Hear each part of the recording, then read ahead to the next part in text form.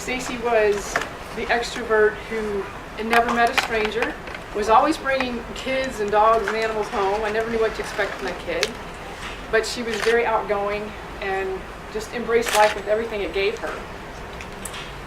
I want to introduce you to my daughters. This is the girls at ages 2 and 4 and 3 and 5. These kids were sisters, but they were more than sisters. They were best friends.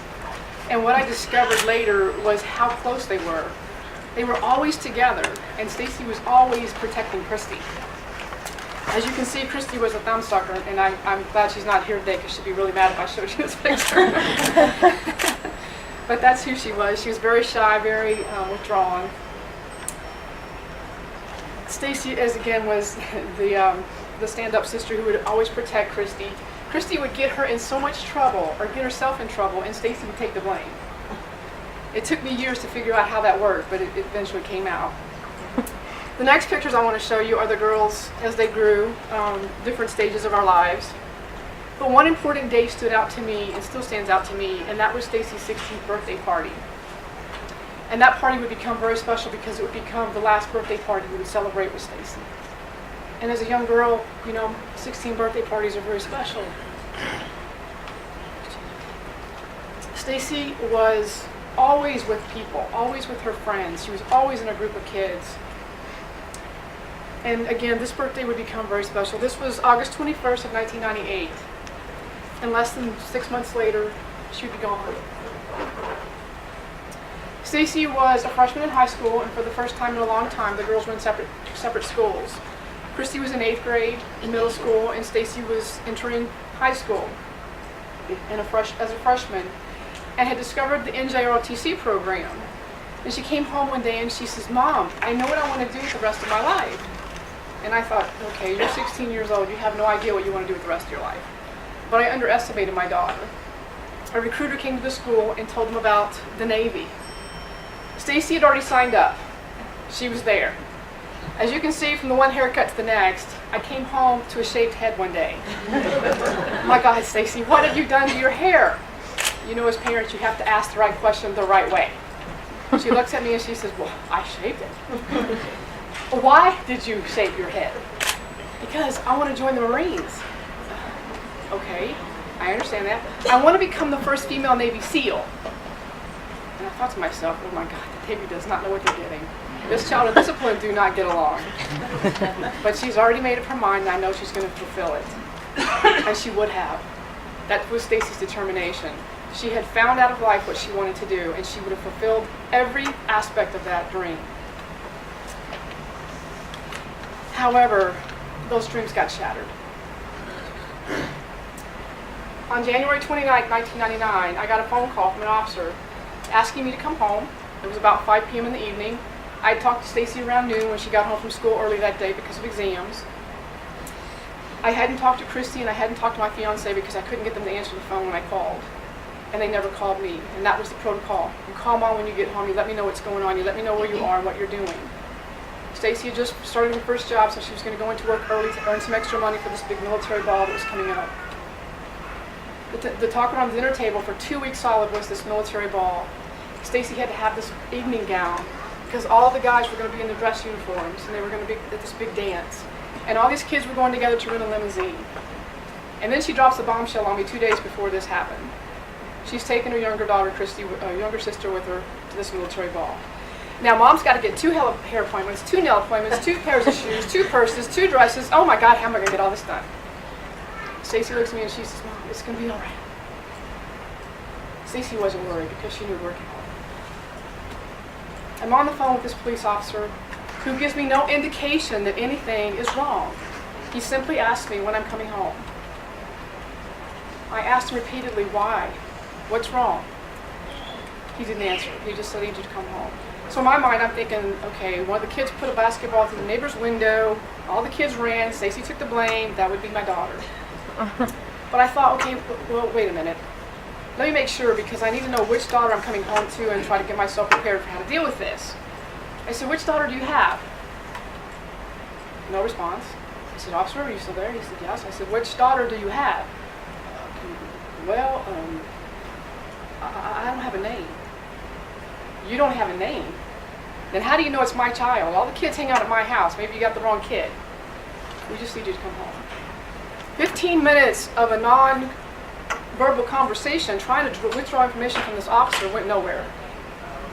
After 15 minutes, I was so frustrated with him, I asked him one more time, which daughter do you have? He said, I don't have a name. I said, let me describe her to you.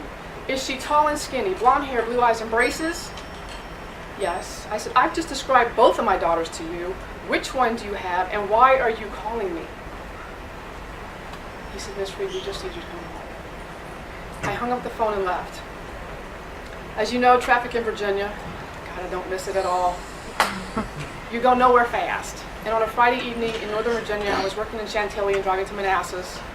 It was gridlock on Route 28. I told the officer it would take me almost 2 hours to get home, and I made it home in 29 minutes. But on the way, and that halfway through that drive, I started getting a really sick feeling in the pit of my stomach that something was seriously wrong. I arrived home to a crime scene. I wasn't allowed to go to my house. I was taken to a neighbor's, and I was detained for over 2 hours, being questioned, not understanding why, what was going on. It wasn't until an hour into that conversation, being interrogated, as I call it, that finally my fiance, who's sitting on the couch in the midst of 40 officers in this one room of a neighbor's home, tells me that Stacy's gone. Well, not understanding, I jumped into mother mode. Gone where, with who? Why didn't she call? She knows the rules, and I'm just going on and on and on.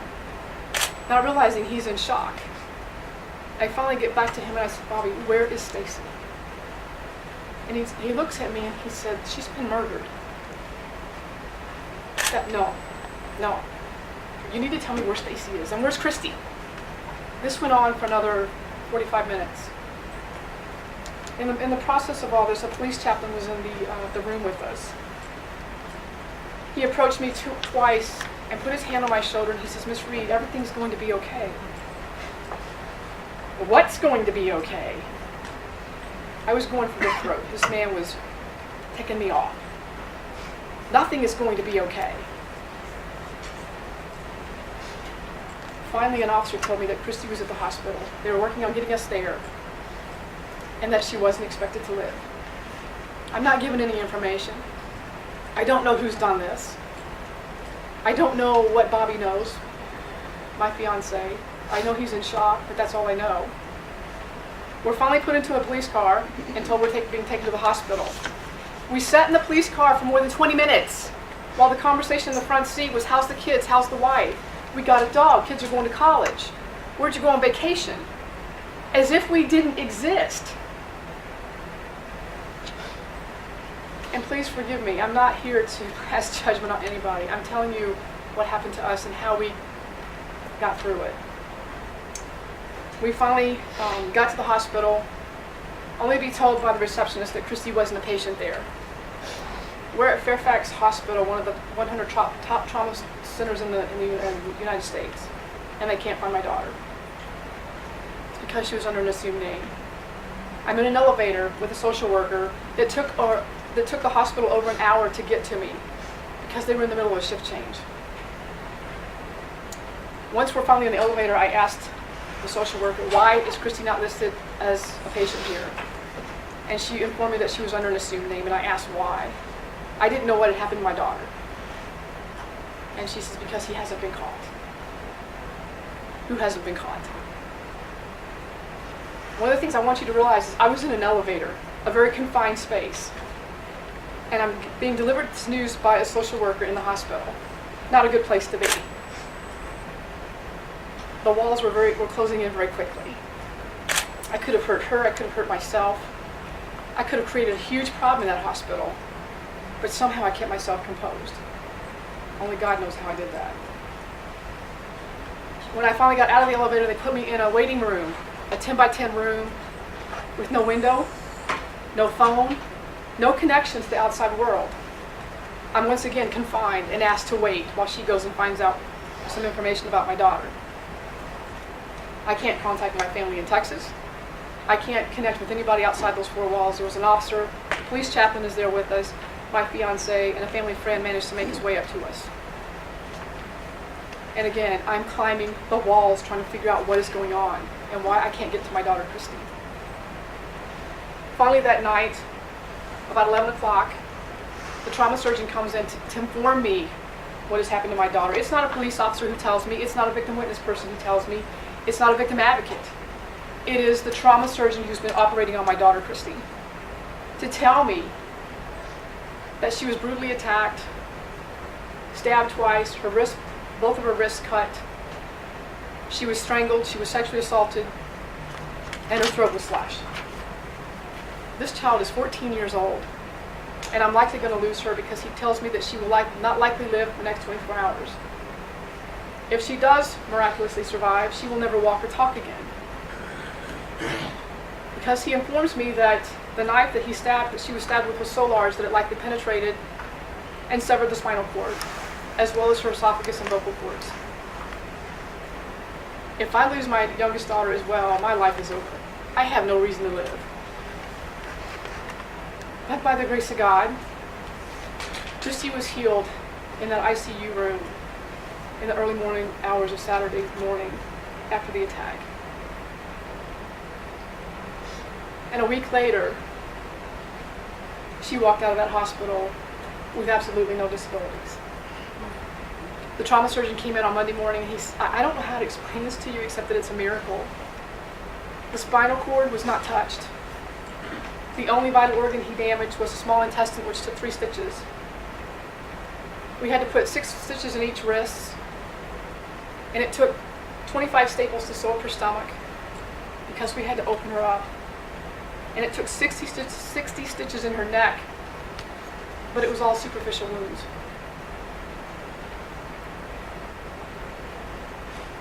On the day of the military ball, February 6, 1999, we buried my daughter. It wasn't a military ball we were going to, it was a funeral. Instead of picking out dresses and shoes, I was picking out a casket because of one person's jealousy, rage, anger, and stupidity. He was infatuated with S.T.A.C.I.E and wanted to date her, and she said no. She wasn't interested.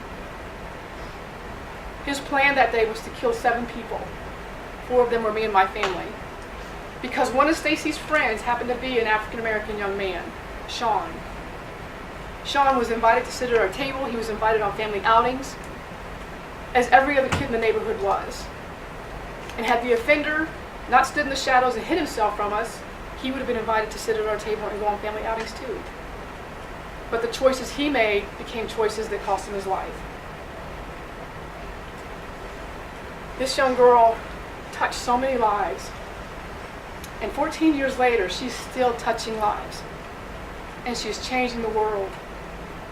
She's not in a Navy uniform.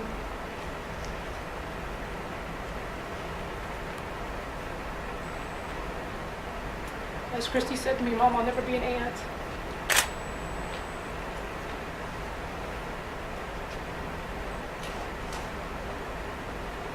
Violence has to stop. And I've made a vow to my daughters and to other victims that I will do everything I can to promote awareness and promote education on the impact of victimization and the deadly consequences of domestic violence.